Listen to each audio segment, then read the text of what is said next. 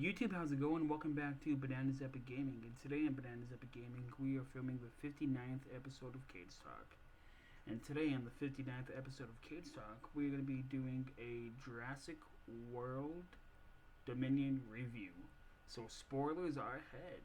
Please be sure to like and subscribe. We are on our way to 300 subscribers. And let's get into it.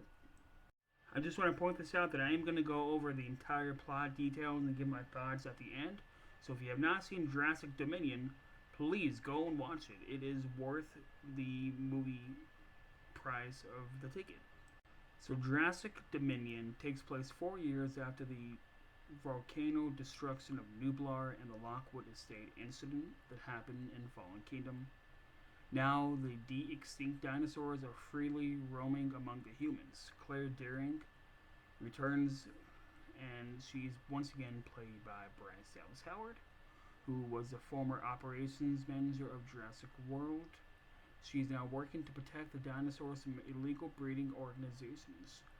Claire and Owen Grady is once again played by Chris Pratt, have secretly been living in the Sierra Nevada mountains where they are secretly taking care of Maisie Lockwood, who is Sir Benjamin Lockwood's clone granddaughter. They are astounded when Owen's trained Velociraptor Blue unexpectedly arrives at camp, their house, with an offspring that was reproduced asexually. Maisie dubs the baby raptor as Beta, and she gradually establishes a bond similar to Owen and Blue. Unknown to Owen and Claire, Biosyn Genetics, a corporate engineering corporation led by CEO Lewis Dodson. Yes, the same Lewis Dodson from Jurassic Park all those years ago, but recasted, has targeted Maisie. Frustrated with living in seclusion, Maisie sneaks away to a nearby town where Dodson's operatives have kidnapped her and Beta the Velociraptor. Owen and Claire set off immediately to rescue them. Elsewhere, an extinct species of giant locusts have reappeared and are threatening the planet's food supply.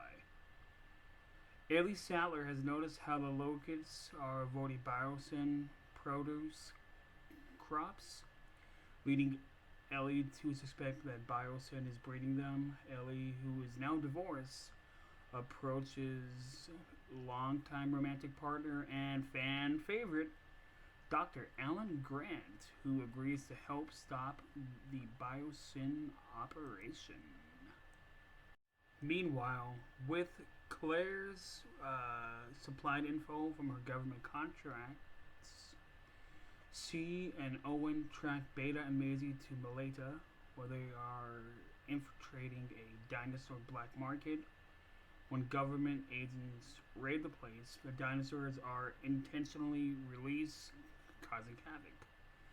A biosyn operative informs Claire and Owen that Maisie and Beta are being transported to the biosyn headquarters in Italy, in the mountain range. Well, at the black market, they meet Kayla Watts, a cargo plane pilot who delivers live cargo for market vendors and has access to biosyn headquarters, and she agrees to give Owen and Claire a ride there. Chaos theorist Ian Malcolm, who joins the party and was once again played by Jeff Goldblum. He now works for Biosyn and invites Ellen and Ellie to the headquarters to secretly help their investigation to the company's practices.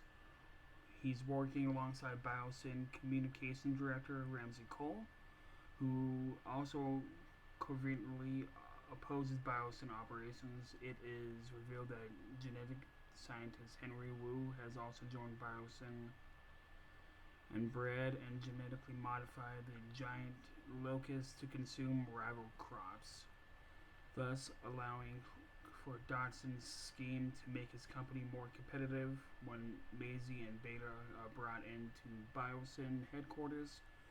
Wu tells Maisie that she is not actually cloned by her grandfather, as she was told, but is rather the Lockwood's daughter, Charlotte, who was Henry Wu's colleague on Site B. So Charlotte, Lockwood's daughter, was alive during the Jurassic Park Lost World incidents, and she died like maybe after Jurassic Park 3 is my guess from the time frame. She is Henry Wu's colleague and who wanted a child and used her DNA to create Maisie. Charlotte died from a genetic disease, but she had altered Maisie's DNA to make her immune. Dr. Wu, believes that Maisie and Beta's DNA are the key to creating the next breakthrough in genetics to cure diseases, and that can halt the giant locust's outbreak. That Dr. Henry Wu believes that. Upon reaching Biosyn's airspace, a group of Quetzal Atlas start to attack Kayla's cargo plane, which are bringing Owen and Claire to the Biosyn compound. Claire ejects while Owen and Kayla try to survive a crash landing. Following that, they have an encounter with a Therizetosaurus and a Pyroraptor. The three regroup. Kayla, Owen, and Claire regroup. With Ian and Ramsey's help, Ellie and Alan access Biosyn's restricted lab and steal a locust sample before they stumble across Maisie. After seeing the intruders on security cameras, Dodson ignites the locust laboratory to destroy all the evidence, engulfing the entire facility and headquarters in flames. Dodson also dismisses Ian for exposing his operation after his escaping through the facility's abandoned amber mines. Alan, Ellie, and Maisie find Ian. They then locate with others, where some meet for the first time. Dodson attempts to escape with the dinosaur embryos, and he has the Bulbasaur can from the first movie. So he obviously went to the island and got it. But there he meets his demise when a group of Dilophosauruses kill him inside the tunnel. Yes, the fan favorite, the Dilophosauruses, have returned to the franchise in the last movie. A Giganotosaurus terrorizes the group until the Therizetosaurus and engine surviving Tyrannosaurus Rex kills it. That T-Rex at the movie theater drive-in scene got taken out, so this is the second time that we see it. So the group rescues Dr. Wu, who claims he can eliminate the locusts. The human escape on the Biosyn aircraft. Now, back on the mainland, Wu releases a modified locust that can carry a Prethorgon he discovered while studying Maisie and Beta's DNA, successfully eradicating the locust outbreak. Now is the end of the movie. Ellie and Alan renew their relationship before testifying against Biosyn with Ian, Ramsey, Owen, Claire, and Maisie. Owen, Claire, and Maisie, they return home, where Beta is reunited with Blue. Now we get glimpses around the world, where dinosaurs are adapting to coexist with modern animals. And in the Biosyn Valley is now being declared as a dinosaur sanctuary. And InGen's Tyrannosaurus Rex encounters two T-Rexes from Isla Sorna. So is that the mom and dad from the Lost World? I would like to think it is. And that's the end of the movie. When I originally did my ranking for the Jurassic Park / Jurassic World universe, I had this one in third place. Fourth place was the first Jurassic World movie. And I still hold by that. I like this movie because it brought in,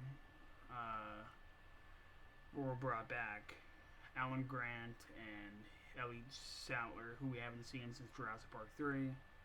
It brought back Lewis Dodson. I was hoping Dodson would get his book death. I was hoping that Dr. Wu would get his book death. And also brought back Zari Rodriguez and Franklin Webb, who were in Fallen Kingdom.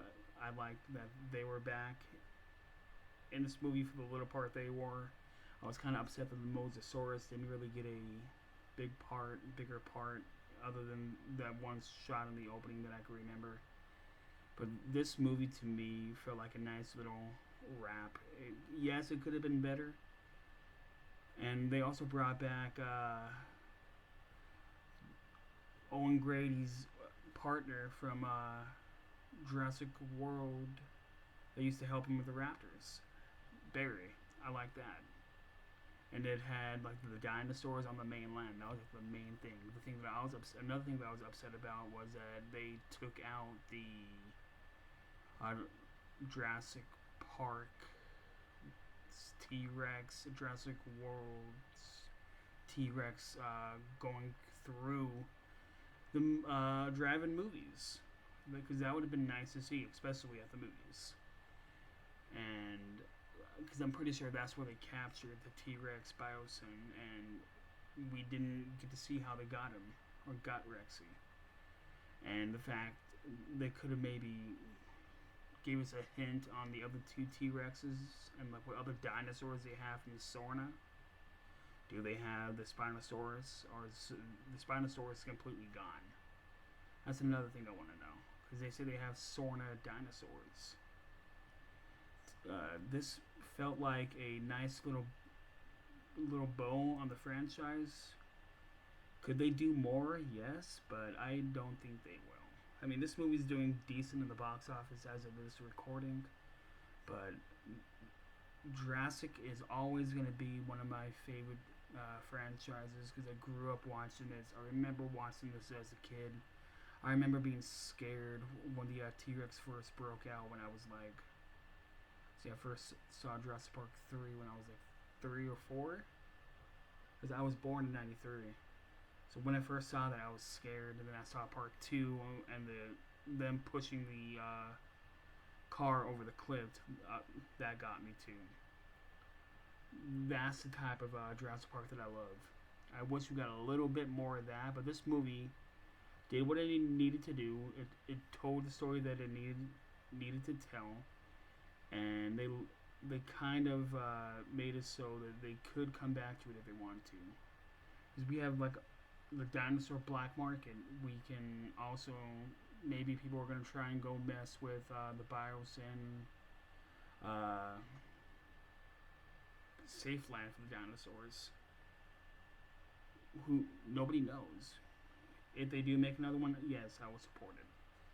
And that's what I gotta say. So I'll give this a 7.5 out of 10.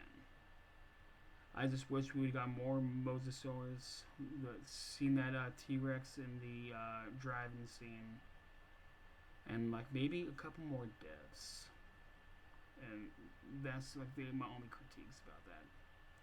I want to thank you guys for watching. Please be sure to like and subscribe. Tap a little bell on that YouTube app so you never miss an upload. We're on the road to 300 subs. CageTalk 60 is going to be the Legacies series ranking, because Legacies sadly got canceled. Thank you guys and take care.